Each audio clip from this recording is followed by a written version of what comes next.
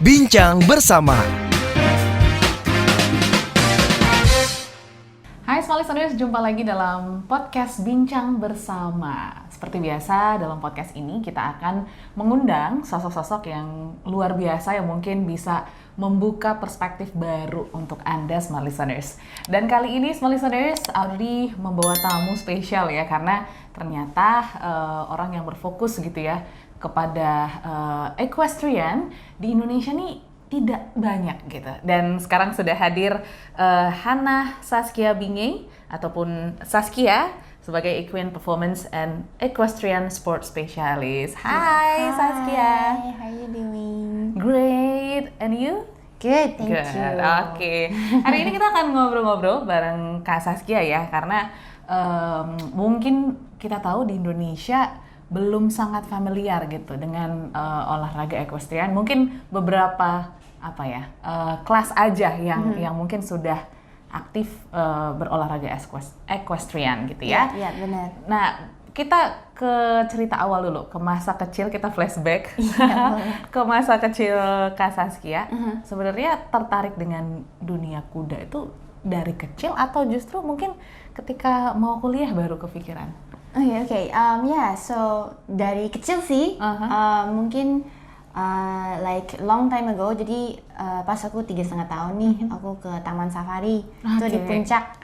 Nah, orang tua kasih aku pony ride dengan Shetland pony kecil-kecil yang warna-warni di situ, and aku dikasih naik, and then sejak aku set on the pony itu aku kayak fall in love banget sama horses. Aku suka banget sampai kayak setiap hari ini aku mikirnya kuda. Setelah hari itu aku duduk di poni kecil itu. So it started from there. Iya. Yeah. Dari sejak kecil sudah bertemu kuda dan langsung fall in love. Wow, yeah, it's like instant. I don't know how you call it, tapi kayak pokoknya chemistry langsung klop. And I just like, pokoknya it's it tuh kayak I'm gonna put out my life untuk kuda gitu. Oke, jadi sejak kecil ya Small Listeners. Menariknya juga Kak Saskia sendiri mengambil jurusan kuliah itu yang berfokus pada kuda gitu ya. Iya, Nah benar. itu prosesnya sampai memilih, aku akan kuliah yang memang fokus juga tetap dengan kuda gitu. Itu gimana prosesnya? Prosesnya ya, oke. So I'll just like backtrack sedikit ya.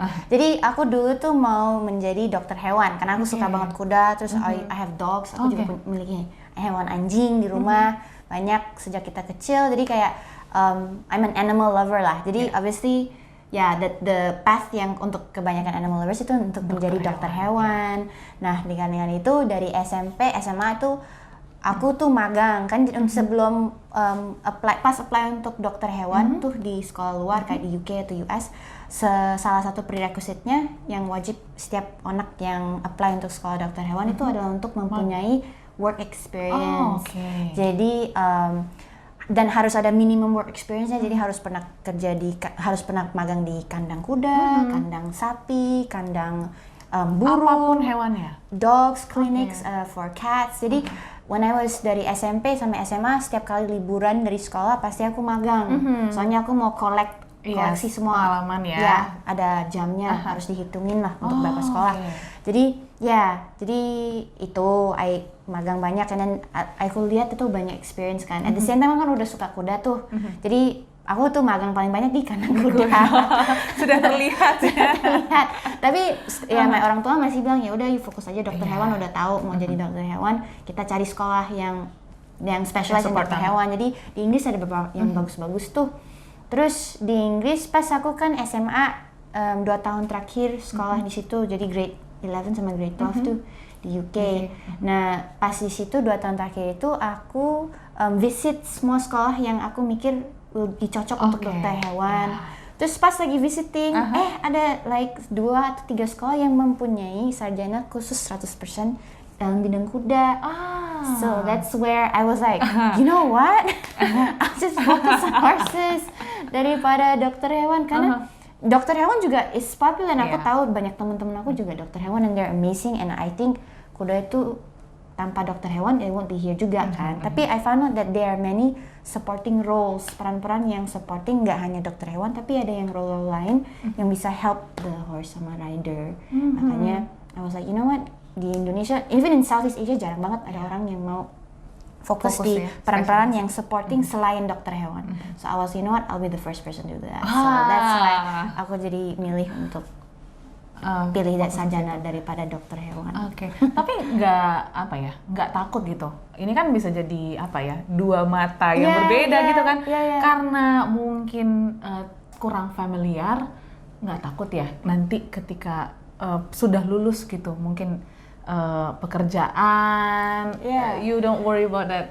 No, it's really weird. Ini aneh banget ya. Tapi kayak when I chose, aku pilih sarjana itu pas kan ada harus pilihan tuh di UCAS, itu namanya UCAS, untuk pas pilih sekolah untuk application setelah SMA tuh.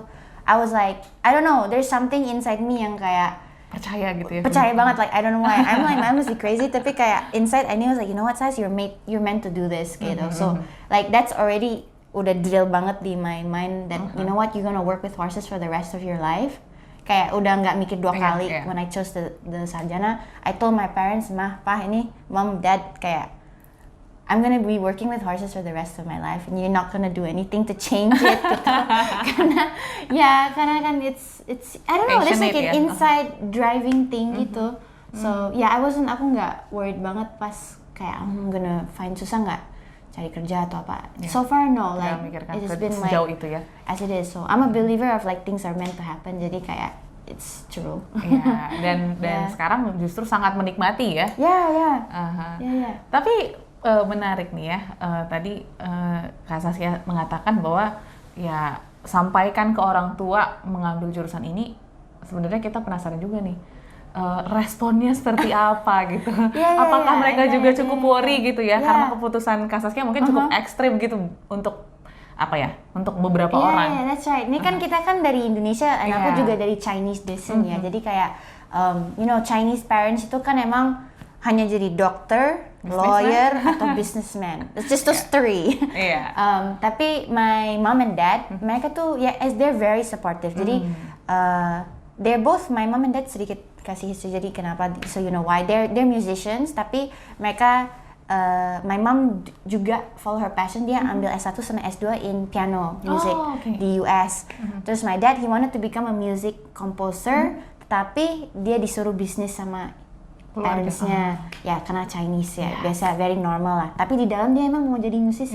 Jadi I think something in him, dia juga di dalam subconscious, kalau misalnya anaknya udah mempunyai passion, dia mau support, soalnya itu sesuatu yang dia mungkin tidak bisa dapatkan. He did not experience it as a kid, and because of that, kalau dia lihat, mungkin dari kecil tuh baca buku udah gila, maunya kuda terus untuk kayak birthday gift atau kayak birthday cake, atau in general kalau mau liburan pasti cari kuda gitu. Jadi kayak dia, he was like I'm gonna like follow my gut, terus support my daughter. So I'm very lucky sih, karena nggak banyak orang tua, especially Chinese Indonesian, even Indonesian in general, kadang-kadang they're not sure. Dan itu sesuatu yang aku even dapat sampai hari ini. Pasti ada orang tua yang pasti Instagram aku atau WA aku, and they ask me like, ini anak aku suka banget kuda nih, Sas, what should I do? Jadi I help them also. Because it's a good question. Karena memang ya seperti yang kita tahu, culture di Indonesia kan as you say before gitu, lawyer, doctor, atau businessman, marketing dan lain sebagainya gitu ya. Tapi memang sesuatu yang berbau-bau kuda ini juga kan memang masih jarang di Indonesia gitu. Jadi pasti akan banyak mungkin statement-statement yang keluar, even not your family, your friends, ataupun yang lain yang mungkin mengenal Kak Saskia mungkin akan bertanya-tanya, why Sas? Tapi karena niche banget and karena niche juga kita kurang professionals di Indonesia untuk bisnis ini dan industri ini secara general. Jadi kita perlu more orang, especially young people yang punya passion dan drive untuk help grow the industry. So that's probably one of the reason kenapa aku kan banyak orang juga nanya, kenapa kamu nggak kerja di UK setelah graduate gitu? Kan gajinya lebih besar, peluangnya lebih besar. It's like better opportunity lah.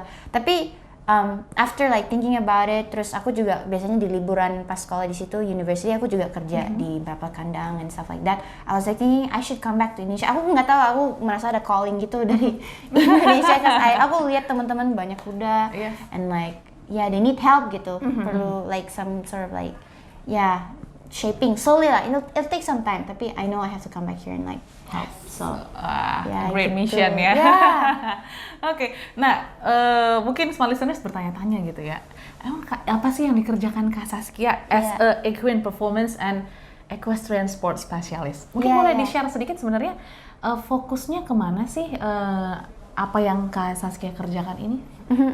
So basically degree-nya kan Equestrian Sport Science yang S1 sama yang S2 yang aku sedang melanjutin sekarang itu 100% tentang kuda. So kalau aku bilang 100% tentang kuda itu basically semua yang harus involve tentang bikin kudanya bisa sehat sama bisa perform sebagai atlet ya. Atlet itu biasanya di sport berkuda yang Olympics itu ada 3, ada lompat rintangan, show jumping, ada dressage, tunggang serasi kayak balet lah untuk kuda, sama cross country. Jadi itu lompat rintangan tapi di luar, jadi di in the fields, di lapangan besar lewat air bla bla bla. Dan itu 3 sport yang main yang bisa lead ke Olympics. Jadi ini udah ada, Indonesia udah represent di sampai Asian Games tapi belum lebih dari Asian Games. Jadi our next goal is untuk bisa support an athlete untuk nyampe ke Olympics. But anyways, so peran saya itu basically tentang management side. Jadi beberapa jobs yang sebelum ini, sebelum aku melanjutin S2 itu aku jadi manager, stable manager sama manager di Pulau Mas kan ada equestrian centernya di situ. Jadi saya nolong lead operationalsnya sama support head coachnya di situ. Jadi kan ada head coach tuh pasti dia yang latihin kuda sama dia latihin orang tuh. Tapi kan di belakang itu kan kuda masih harus makan, masih harus ada tim pembersihnya, harus ada yang urus nutrisinya, harus ada yang urus dokter-dokter and medicine, all that kan banyak karena kuda kan 500 kilo kan it's a big animal tuh. Persis kayak zoo. Kan di zoo kan ada dokter hewan tapi juga ada support timnya kan karena kan hewannya banyak banget. Itu sama juga di kandang kuda di mana ada lebih dari 10, 15, 20 kuda harus ada tim. Nah, so I lead that team lah. Same juga pas ini boleh ke Asian Games juga boleh. Jadi I'll talk about my Asian Games role. Di Asian Games aku dipanggil balik dari Inggris untuk menolong manage the stables di juga Pulau Mas sebelum di manage sama third party. Jadi di Asian Games kan ada 130 kuda yang masuk dari luar ke Indonesia untuk Asian Games ditangin, dan because itu kan ini kuda-kudanya semuanya mahal nih, so harus ada certain level of standard, nggak hanya dari kebersihan tapi tentang kesehatan dan tentang alur biosekuritas untuk orang yang masuk keluar, everything. So kan itu perlu, there needs nggak hanya dokter hewan tapi you need someone else to take care of all these little things kan. So that's itu di mana where I come in. Mungkin ini membukakan mata kita juga ya small listeners, ternyata banyak part-part yang kita nggak lihat dari sisi olahraga equestrian gitu, dan itu semua dikerjakan oleh Kak Saskia. Nah kita flashback lagi nih karena tadi sudah disinggung sedikit tentang Asian Games. How it feel to work in the Asian Games? It was amazing. Kayak aku bangga banget bisa nolong, like even help a little bit to my country to make the city Jakarta lebih a better place untuk Asian Games ya. Jadi it's it was very very good experience. I worked so hard, kayak aku juga kudos banget. I'm gonna shout out to my Asian Games volunteers yang I had a whole team of like 20-an anak-anak yang dipilih untuk kerja di equestrian site-nya di Pulau Mas. They work so hard, we work so hard, kayak setiap hari kita kerja mungkin like a good 15 to 20 hours setiap hari untuk hampir 2 bulan kerja keras banget, soalnya it's like on the clock, and then kan with all these people yang atlet-atlet dari luar kan, if they need something you need to help, because karena kan mereka kan di dalam negara yang mereka nggak familiar tuh, terus kandangnya tempat baru, horsesnya kan is on the clock, kalau perlu sesuatu, perlu dokter hewan, perlu care atau food or whatever, you gotta be there and harus provide information, soalnya kan ini bukan negara yang memakai bahasa Inggris sebagai first language kan. Jadi it's super good experience, ketemu banyak banget famous rider, famous athlete, famous coach yang sangat influencing banget di dunia berkuda secara keseluruhan. They travel dari Eropa, Jepang, Amerika, super cool. Jadi aku bangga ya. It's very proud banget. It's a good experience. Tapi ada nggak sih pengalaman seru di balik Asian Games? Mungkin ketemu kuda yang membuat juga Kak Saskia jatuh cinta dan kangen untuk bertemu atau seperti apa? Apa ya? Di Asian Games sih ada banyak kuda yang bagus banget ya, yang mahal banget tuh. Kayak dari tim Qatar atau tim Saudi Arabia, mereka tuh emang kuat tuh dari sisi keuangan. Jadi mereka tuh bawa kuda-kuda yang mahalnya minta ampun, and like tapi kudanya emang tuh kayak mesin, seperti kayak lihat Ferrari. Kayak jadi di kuda itu, harga kuda itu sesuai dengan level edukasi mereka. Jadi sama dengan orang, kalau kita mau makin pintar, we want to employ orang yang dengan maybe S2, S3, it's more expensive. Same dengan kuda. Jadi kayak yang something cool yang aku lihat itu di Asian Games kemarin tuh, lihat kuda-kuda yang bagus banget banget. Mereka berani terbangin dari Eropa untuk compete di Asian Games. Jadi that was something very cool and honoring to see. Ya, dan apa ya, equestrian sport di Asian Games ini juga salah satu apa ya, perlombaan yang mungkin juga cukup sukses gitu ya. Bisa dikatakan seperti itu ya Kak Sas, karena kita sudah punya pacuan dan mungkin men-trigger perlombaan-perlombaan internasional juga diadakan di Indonesia. Gimana pandangan dari Kak Saskia melihat kesuksesan Asian Games ini berpengaruh nih akan apa ya, awareness masyarakat tentang equestrian sport di Indonesia? Iya benar, I think it's kayak gimana ya, I don't say it's godsend ya, karena kan COVID is a bad thing ya, tetapi dikarenakan Asian Games 2018, terus 2019, 2020 kan COVID tuh, and then orang itu mau keluar dari rumah, and mereka mau melakukan sport atau olahraga yang not indoors. Nah itu juga kickstart banget ya dunia berkuda di Indonesia untuk grow, karena orang mau keluar untuk meet the horses, mereka mau bawa anak-anaknya untuk berolahraga yang di luar. Terus apa ya, like misalnya during COVID kan, orang itu anak-anak kan nggak bisa tinggal di rumah terus, jadi orang tua selalu cari sport yang bisa bawa di luar, di bawah matahari, and it's healthier and stuff like that. Jadi itu emang dari situ it grow. Plus I think kan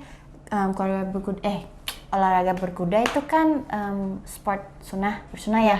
Jadi kan Indonesia is a Muslim country, jadi supporting banget. Banyak pesantren udah mulai beli kuda. So kebanyakan like a lot of like nggak hanya schools tapi all around aja it's growing karena COVID. Ya, knock on wood, bukan it won't happen again, tapi dengan situasi COVID, dengan Asian Games, dengan like being a sunnah sport itu growing banget. So I think it's gonna be a great future untuk sport berkuda di Indonesia, especially dengan buying power yang lebih besar. Jadi orang lebih berani untuk spending.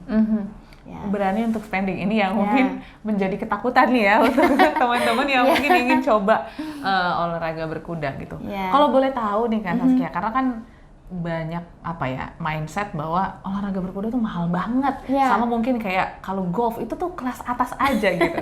Sebenarnya kalau untuk perawatan kuda tuh semahal apa sih sebenarnya? Boleh kasih gambaran nggak sih? Oke. Jadi kita start aja dari size-nya kuda ya. Jadi kan jelas kuda itu hewan yang besar, bukan hewan yang kecil. Jadi dari itu kita udah bisa memikir langsung, oh ya ini hewan ini akan lebih sedikit mahal untuk daily maintenance, soalnya makannya akan banyak. Kuda itu hampir seperti sapi, jadi mereka tuh main foodnya itu rumput.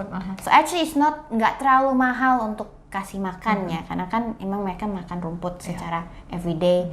Paling untuk maintenance yaitu karena mereka besar ya, mereka perlu lahan yang besar, mereka perlu tempat yang bagus, yang mungkin lebih spacious, karena kan nggak seperti anjing atau kucing yang kita bisa masukin ke rumah super small, super easy gitu.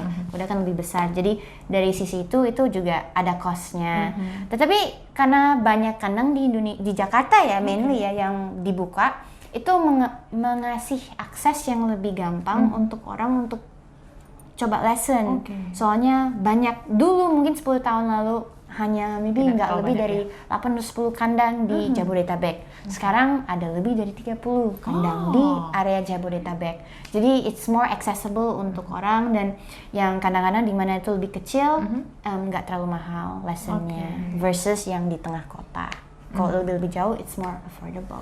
Ini menarik ya. Jadi sebenarnya boleh dicoba juga, karena aku sempat baca bahwa olahraga berkuda ini juga bisa melatih mental kita. Nah ini benar nggak sih sebenarnya Ya, I think so karena gimana ya, kalau kita belajar dari from my school, terus juga dari all the research paper, kalau misalnya orang itu kerja sama kuda, kan it's a makhluk living being, tapi mereka tidak bisa berbicara balik ke kita. Jadi itu job kita sebagai orang, dari ridernya, dari sisi atlet, dari sisi even coach atau sisi orang seperti saya dari ground yang manage kudanya.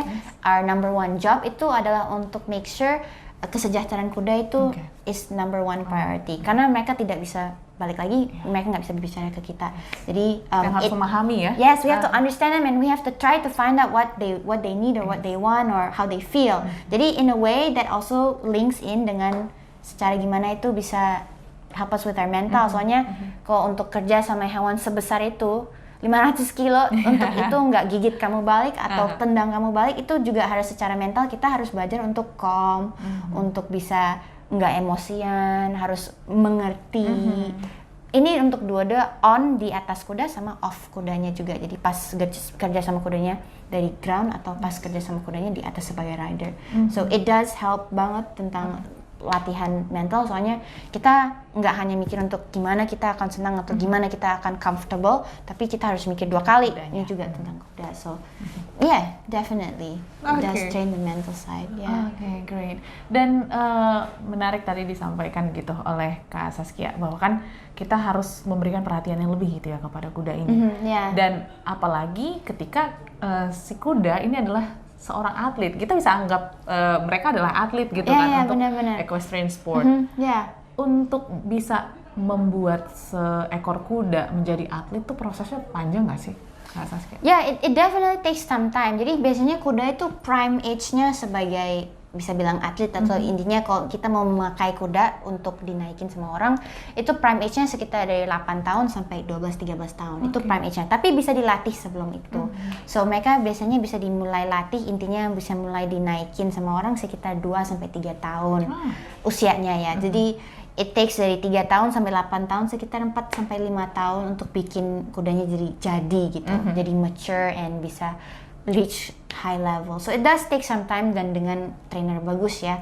Perlu trainer yang mengerti gimana kerja dengan kuda dengan way yang terbaik dan nggak stressful and kuda itu kayak anak kecil lah. Jadi harus mikirin ini gimana ya bisa bikin kudanya mau do something for you, mau lompat rintangan untuk kamu, mau melakukan sesuatu hal untuk orangnya yang meminta atau request something from them ya. Jadi it takes time and obviously a good support dari nutrisi, dari banyak faktor ya. Banyak faktor dari nutrisi, dari yang urus badannya, yang owner juga, mereka harus support dari vitamin, supplements, making sure kudanya senang. Itu kuda itu kalau mereka senang, mereka they will give their best for us sih, dari my experience. Jadi yang paling takutkan adalah ketika kudanya stres, terus mereka tidak nggak sehat, mereka nggak bisa perform. Sama seperti orang. Sama seperti kita gitu ya. Kalau stres sedikit, mungkin kita udah nggak bisa produktif dan bekerja dengan maksimal. Tapi kalau dari Kak Saskia sendiri juga jadi berkudakah setelah, atau dulu sejak kecil sudah berkuda? Jadi aku dulu pertama belajar lesson officially itu pas aku 12-13 tahun. Jadi di Nusantara Polo di Jagorawi. Jadi ada klub polo pertama di Indonesia itu di Jagorawi lah, dekat Gunung Putri. Nah, itu dimana aku belajar pertama kali untuk naik kuda, menunggangi kuda secara profesional ya, sama jadi pakai lesson, ada orangnya, aku main polo bla bla bla. And then pas SMA, SMP, SMA aku mulai magang, itu kan magang juga di tempat kandang kuda. Jadi aku suka shadow, jadi ngikutin trainer kuda, and then slowly mereka juga ngajar saya untuk do a little bit of things sama kuda. And then pas di university, karena kan sekolah tuh, tapi masih ada luang waktu, kadang-kadang aku kerja, jadi aku kerja urus kuda. Jadi ada, kalau di Inggris kan banyak kuda tuh, dan kadang-kadang kudanya nggak dinaikin sama ownernya karena kan emang sibuk, tapi mereka punya kuda di lahan belakang mereka. Jadi aku kerja sebelum sekolah untuk urus kuda ini, latihan kuda ini, terus sekolah, terus balik lagi kandang urus kuda lagi. Jadi it's something already part of me. Terus sekarang di Indonesia aku naik kuda terus, latih juga dengan my trainer di Anantia Riding Club, si Pak Rahmat, very good trainer. Tapi ya, ini juga lagi cari kuda untuk myself. Ya. Jadi ya, it's something yang ya tidak bisa dipisahkan tidak bisa dipisahkan. No. Tapi berpikir nggak sih jadi atlet equestrian kalau dari Kak Saskia sendiri? Iya, pernah sih. When I was younger ya, aku juga pernah mikir, atau aku jadi atlet aja ya, karena kan udah mulai latih dan ya it's super interesting lihat atlet ini semua. Tapi I was like thinking kalau misalnya kalau orang Indonesia, jadi jujur sama kamu aja, orang Indonesia tuh talented banget at riding. Hampir semua anak-anak yang aku ketemu, all the young guys yang lagi especially dari Bandung, dari Jawa Tengah, mereka tuh orang Indonesia tuh natural athlete banget. Mereka ditaruh di atas kuda, kalau dikasih waktu gila, mereka tuh bisa. They are so good, like compared to orang-orang di luar ya. Kalau I can say ya dari what I see, it's really amazing. It's just unfortunate banget ya kita nggak dapet support sebanyak itu dari government, which is sad. Tapi I think over the time pasti ada. Tapi ya. Aku dulu sih emang pikir mau jadi atlet, tapi after seeing yang supporting roles itu pas di UK, terus research sedikit, I was like, you know what, can give orang yang lebih more talented the chance. Aku sih nggak apa-apa, aku naik kuda aja, aku training kuda aja, aku seneng-seneng aja, it's okay, I don't need to be an athlete. Aku aja yang support kamu untuk jadi atlet gitu ya. Jadi give them more chance to be able to be support dari government atau whatever. Oke. Dan pastinya setelah perjalanan panjang gitu ya, untuk bersinggungan terus dengan kuda, pasti Kak Saskia juga punya harapan besar gitu untuk equestrian di Indonesia. Nah, mungkin karena waktu kita juga sudah hampir setengah jam nih kita sharing-sharing, sudah terasa ya. Mungkin yang terakhir gitu, Kak Saskia, sebenarnya apa sih misi yang mungkin lagi dilakukan gitu ya, atau mungkin harapan untuk equestrian khususnya di Indonesia? Harapannya? So harapan aku sih industrinya akan obviously grow ya, tumbuh ya. Dan biasanya dengan industri yang bisa grow dengan baik, pasti ada lebih banyak atlet, dan dengan lebih banyak atlet akan ada lebih banyak kuda. And then itu muter balik, so it's a cycle. So the more horses, more riders, industrinya grow, and nantinya more medals. Jadi kalau misalnya industrinya bisa, harapan saya industrinya bisa menumbuh dengan baik, dengan rules dan regulations yang bisa diterapkan yang baik dari federasi berkuda di Indonesia, namanya PP Pordasi. Dengan good guidance itu sportnya bisa grow, dan kalau sportnya grow kita bisa nambah, fingers crossed, more medals. That's the end goal sih, to get someone bisa masuk Olympics. And aku mau banget bisa part of the team yang bisa support our first athlete untuk bisa masuk Olympic Games. So that's my harapan. Semoga ini bisa menjadi doa untuk kita semua gitu ya. Semoga nanti someday kita harapkan juga Indonesia bisa punya nama yang baik gitu ya di bidang equestrian, khususnya internasional, sekelas Olimpik. Begitu juga seluruh harapan dari Kak Saskia semoga bisa terlaksana, dan kita juga berharap olahraga ini mungkin tidak dikenal sebagai olahraga yang mahal, yang hanya di kelas-kelas atas, tapi semoga semua kalangan tuh bisa mencoba dan mungkin bisa menemukan atlet-atlet baru di Indonesia. Yes, benar sekali. Oke. Dan pastinya terima kasih Kak Saskia sudah hadir di podcast Bincang Bersama. Kalau misalnya small listeners mungkin ingin tanya-tanya ataupun sharing seputar kuda, boleh ya di Instagram Kak Saskia. @SaskiaBingay. Yes, jadi boleh langsung follow di dan juga mungkin boleh reach Kak Saskia di Instagram. Dan pastinya terima kasih small listeners untuk Anda yang menyaksikan podcast Bincang Bersama. Kami akan tayang setiap Sabtu di jam 8 pagi. Saya Audrey Joanna dan juga Hana Saskia Bingay pamit. Sampai jumpa dan sehat selalu untuk Anda. Bye. Bye. Bincang Bersama.